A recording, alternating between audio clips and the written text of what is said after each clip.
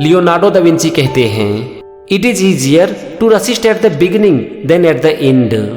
मतलब कि अगर आप किसी भी काम को करना चाहते हो ना, तो शुरू में आपको उस काम को करने का मन नहीं करेगा, लेकिन अगर आप एक बार अपने काम को शुरू कर दोगे तो फिर आपको काम छोड़ने का मन नहीं करेगा। आप कभी भी इस चीज को देख लेना कि काम पर बैठना सबसे मुश्किल होता है, लेकिन जब आप अपने काम की शुरुआत कर देते हो तो फिर आप लय में आ जाते हो, और जब आप लय में आ जाते हो तो फिर आप जल्दी काम को छोड़ नहीं पाते हो। इसीलिए अगर आप कुछ भी करना चाहते हो ना, तो कोशिश करो कि किसी तरह उस काम पर हम बैठ जाएं। अगर आपने इतना सा कर लिया ना, तो आप देखोगे कि आप अपने काम को भी करने लगोगे। Learn how to see, realise that everything connects to everything else. मतलब कि देखना सीखो और एहसास करो कि हर चीज दूसरे चीज से जुड़ी हुई है। दोस्तों, हर इंसान की नजर एक ही होती है, लेकिन नजरिया अलग अलग होता है। इसीलिए एक ही चीज किसी को अच्छी लगती है तो किसी को खराब लगती है। एक ही सिचुएशन में किसी को प्रॉब्लम दिखाई पड़ती है तो किसी को opportunity.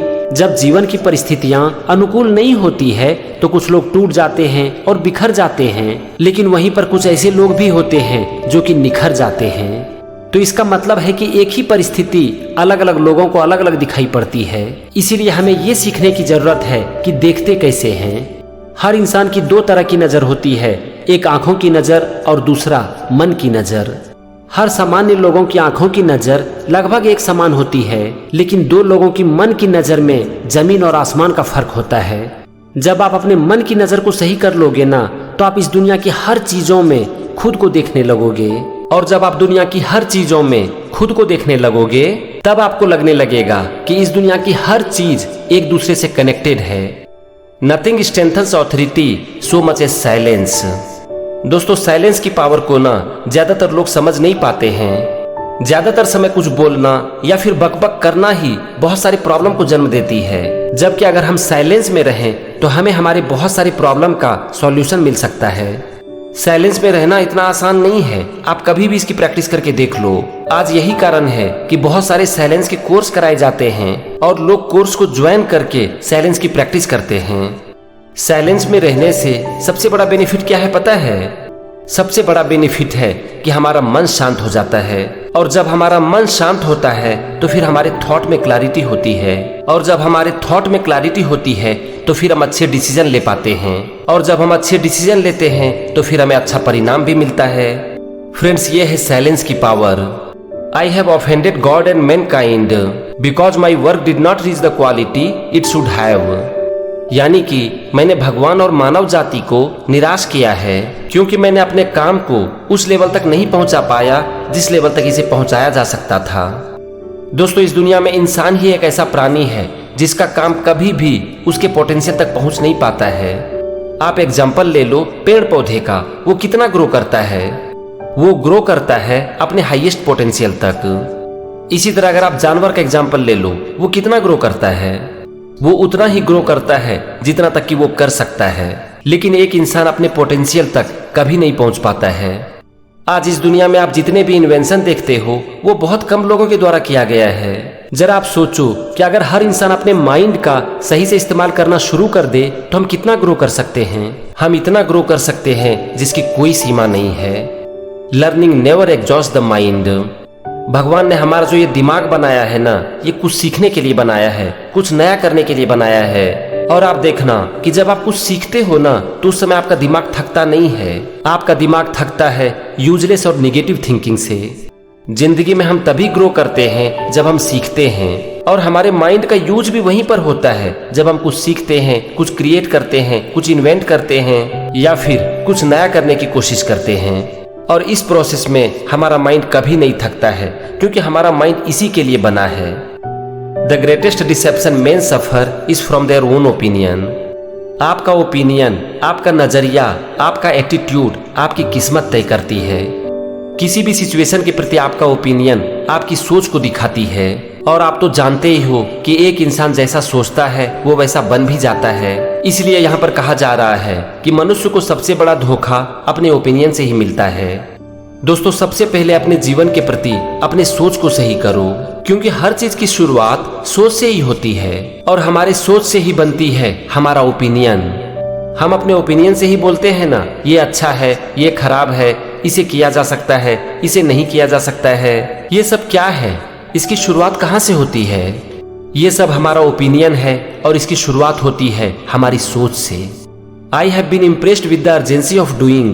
Knowing is not enough. We must apply. जब आपके पास किसी भी काम की अर्जेंसी होती है ना, तब आप चाह कर भी खुद को रोक नहीं पाते हो।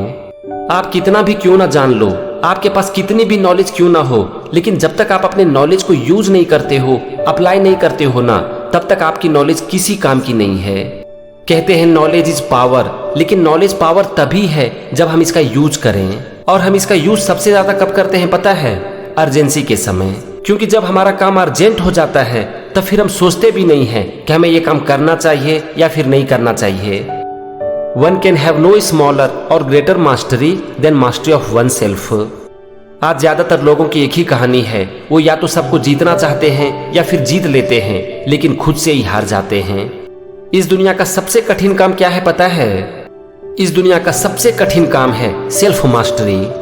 आपको पता है कि सेल्फ मास्टरी का मतलब क्या होता है? सेल्फ मास्टरी का मतलब होता है खुद को कंट्रोल करना, यानी कि अपने माइंड को कंट्रोल करना। आप उठना चाहते हो 5 बजे सवेरे, पूरी प्लानिंग करते हो, अलार्म क्लॉक भी सेट करते हो, लेकिन जब सवेरे रिंग बजती है तो क्या होता है? आप कमिट करते हो कि कल से रोज 2 घंटे पढ़ाई करूंगा, बहुत सारी प्लानिंग करते हो, टाइम फिक्स करते हो, लेकिन कितने दिनों तक आप उस प्लान के ऊपर टिक पाते हो? हम खुद के बनाए हुए प्लान पर ही क्यों नहीं टिक पाते हैं? बस इसका एक ही कारण है कि हमने सेल्फ मास्टरी हासिल नहीं की है। आपने सबको कंट्रोल कर लिया, पूरी दुनिया को कंट्रोल कर लिया, लेकिन अगर आपने खुद को कंट्रोल नहीं किया ना, तो वो किसी काम का नहीं है। और इसके विपरीत आपने दुनिया को छोड़कर खुद को कंट्रोल कर लिया, सेल्फ मास्टरी हासिल कर ली, तो समझ लो कि आपका जीवन सफल हो गया। इसीलिए दोस्त, दुनिया की छोड़ो और सेल्फ मास्टरी हासिल करो। अगर आपने ऐसा कर लिया तो ये आपकी लाइफ की सबसे बड़ी अचीवमेंट होगी। I love those who can smile in trouble, who can gather strength from distress and grow brave bye reflection. यानी कि मैं उन लोगों से प्यार करता हूँ जो कि मुसीबत के समय मुस्कुरा सकते हैं, जो संकट के समय अपनी ताकत को इकट्ठा कर सकते हैं और जो सोच के चिंतन करके बहादुर बन सकते हैं। जब समय अच्छा चल रहा हो ना, तो कोई भी मुस्कुरा सकता है, लेकिन एक इंसान की परीक्षा तभी होती है जब वो कठिन वक्त से गुजर रहा होता है। अपने कठिन समय में धैर्य रखना, परिस्थितियों को समझना और सोच समझकर सही निर्णय लेना एक इंसान की सबसे बड़ी क्वालिटी है। जब हमारा वक्त खराब चल रहा होता है ना, तो उस समय हमारा माइंड पूरी तरह से हमें कंट्रोल कर लेता है। हमारे मन में ऐसे ऐसे विचार आने लगते हैं जिसके बारे में हमने कभी सोचा तक नहीं होगा, और फिर क्या होता है इसका परिणाम? हम पूरी तरह से टूट जाते हैं।